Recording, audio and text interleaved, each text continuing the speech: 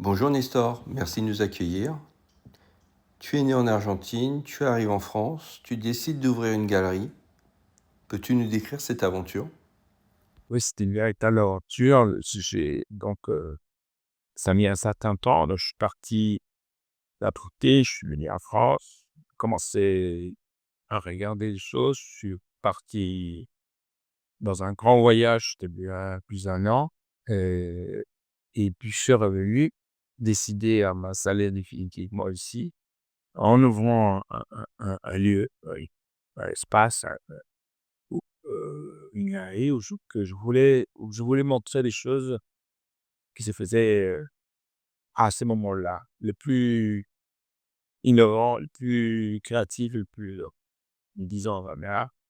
Et, et donc, en allant évidemment en Italie, j'ai découvert d'abord le groupe Alchimia, et ensuite en 81, en avril 80, non, en septembre 81, pardon.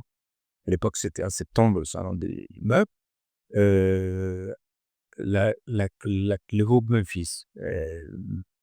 Memphis, qui était une création de Tolstoï, ça c'est et d'autres designers qu'il avait convoqué, et et c'était une révélation en quelque sorte, en disant: «C'est ça qu'il faut que je montre». Ça qui était le plus innovant, n'était pas montré en France, bon, c'était tout nouveau, et qui avait eu un retentissement incroyable dans la presse internationale, et donc j'ai commencé avec ça. C'était un défi pour toi? C'était vraiment pas évident, et souvent j'ai entendu des rires, le rire de la vitrine, on rigolait. C'est pas mal, mais c'était pas ça l'important. L'important c'était de convaincre, ceux qui connaissaient, ceux qui s'intéressaient, que c'était une démarche intéressante. As-tu des conseils? Mais surtout pas une galerie, c'était 3 ans de galère. C'était très difficile. Moi, j'ai assez rapidement, 2 ans et demi, et après, j'ai déménagé dans un espace plus calme, plus grand, dans le Marais, mais surtout pas dans une galerie, c'était une aventure. J'aurais fait, aujourd'hui, mais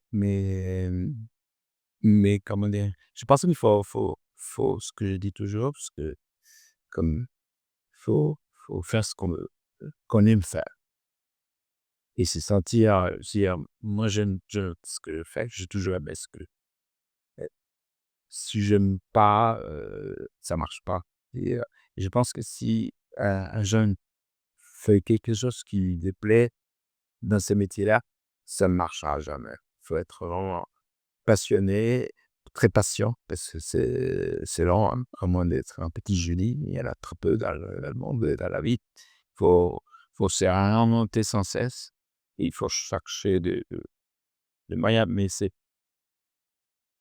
peut-être c'est qui m'a permis aussi, ma particularité, c'est d'avoir fait plusieurs choses différentes, dans le design. Donc ce qui dit à la fois la galerie, mes créations personnelles, mes productions personnelles.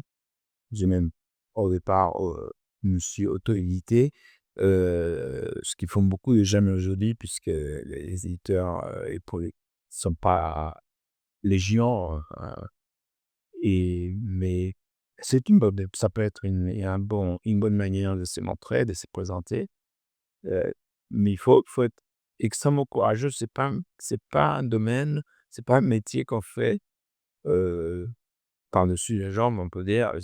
On n'est pas créatif, on n'est pas artiste si on n'a pas vraiment ça là, dans les veines. Penses-tu que le génie créatif existe? Il y a pas une personne qui sait tout faire, il y a pas un designer ou un artiste qui est un génie. Moi, je ne crois pas au génie. Je crois à l'intérêt, à la passion, à la persévérance, ça, j'y crois, fortement.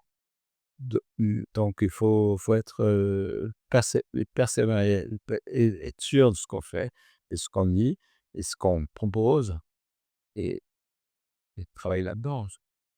Merci Nestor. Je vous en prie, cher.